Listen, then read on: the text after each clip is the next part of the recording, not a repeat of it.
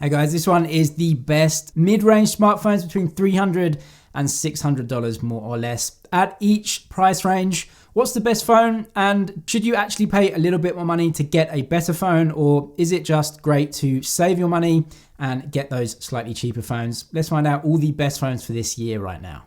Before we get into the $300 range, all of these phones, I'll put them in the description below. Amazon links, go through to your country, region, find out the availability and the prices. They'll all be there in the description for you. So at $300, I've picked a few phones. Moto G Power, Poco X3 NFC, Redmi 9 Pro, and the Samsung Galaxy A51.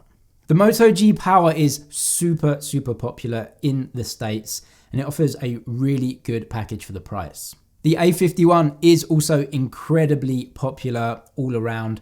Which one would I choose out of these phones? Well, I've gone for the Poco X3 NFC as the standout phone of this bunch, at least on the spec sheet. All of these phones are fantastic, and depending on where you live and how they're supported in your region, you might want to go for one or the other. But the Poco X3 NFC on the spec sheet is quite incredible for this price. This is a classic Xiaomi phone. Xiaomi, Poco, Redmi, same company. They offer amazing value in the budget and mid-range segments. The X3 stands out for me because of the 120Hz display. It is an LCD display, but actually that's similar to others.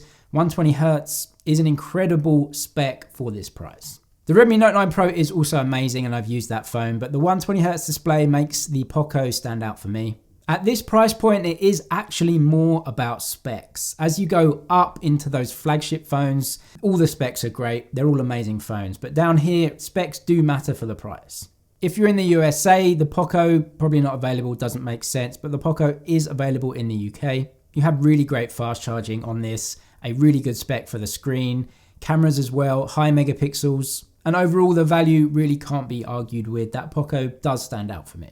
Moving into $400 territory though, things get way more difficult because at this level, you're starting to get phones that specialize in one area or another.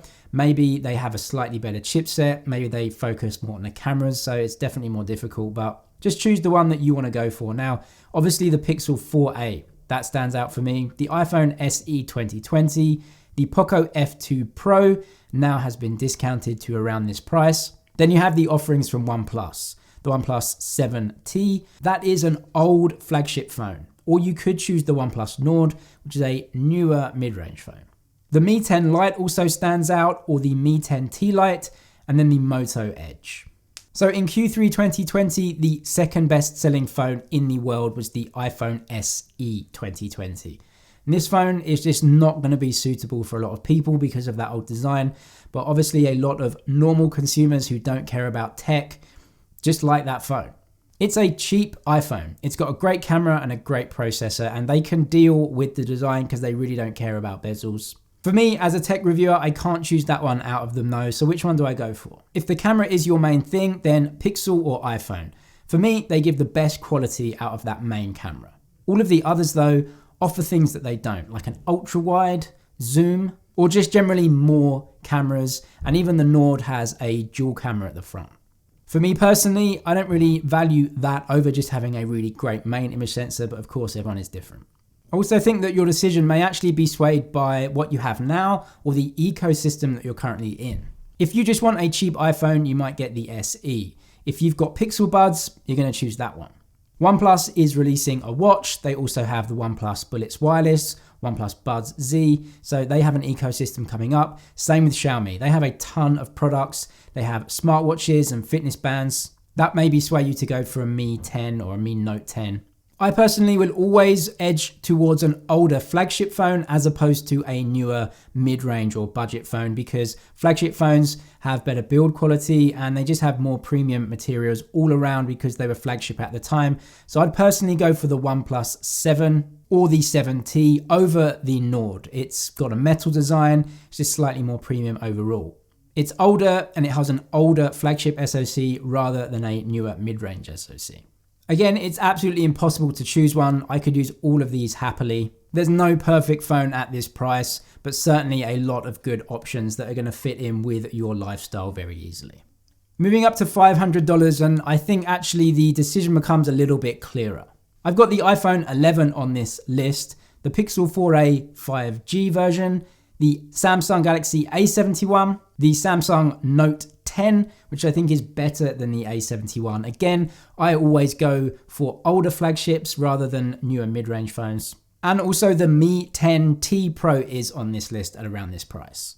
What's difficult here is that because these are slightly older phones, prices do vary per region. As I said, I'll leave all the links below to see what the prices of these phones are in your country.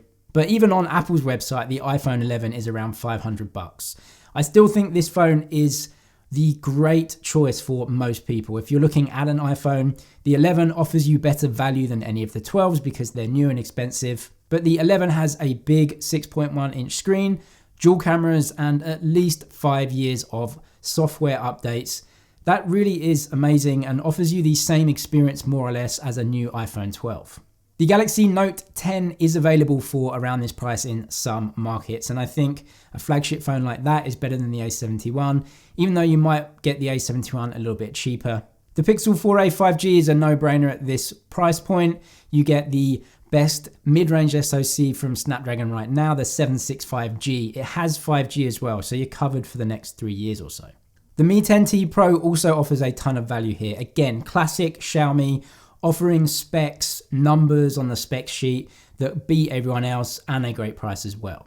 The Mi 10T Pro does have an LCD display, but it has a 144Hz display, kind of even each other out. I think at this price point, LCD is still okay to use. You can make the choice whether you want a low refresh rate OLED or go with something like Xiaomi with that high refresh rate IPS LCD.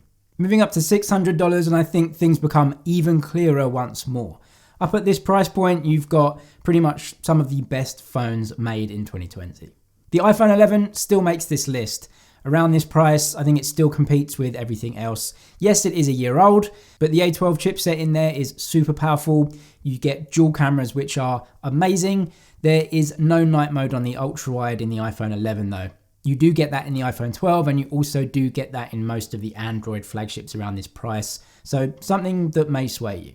What you don't get in the Android flagships is those 5 or more years of software support, which is for me worth a few $100 of anyone's money. But skipping over that iPhone 11, we've got the OnePlus 8T or the OnePlus 8 Pro. Depending on where you live, you might be able to get it for around this price. Both of these phones, even though slightly different, are going to offer you what I would say as the same experience. It's a OnePlus experience, so you get the 120Hz displays. OnePlus 8T has a flat display. The OnePlus 8 Pro, slightly more premium with the design. You get a curved display as well, but maybe that's not important for you. It's not really that important to me anyway.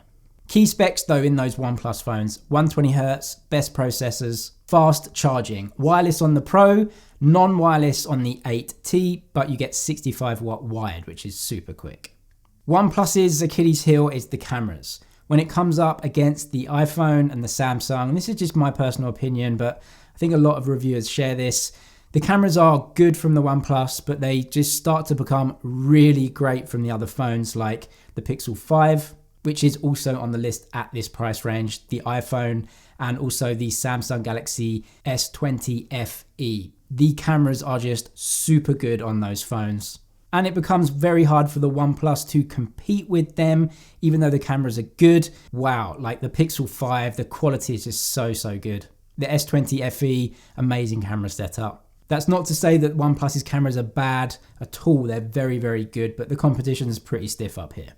These 4 phones are incredible. The iPhone 11, the OnePlus 8T, the Galaxy S20 Fan Edition, also the Galaxy S20 Plus. Again, I always go for those flagship phones if I can get them at a good price. And then the Pixel 5. These are flagship phones. They're going to be more phone than most people need. Great cameras, good screens, good processors. Let me know any that didn't make the list that you think definitely should have been mentioned and deserve a little bit more attention. That's it for this one though. Thank you for watching. Thumbs up if you liked it, and I'll see you in the next one.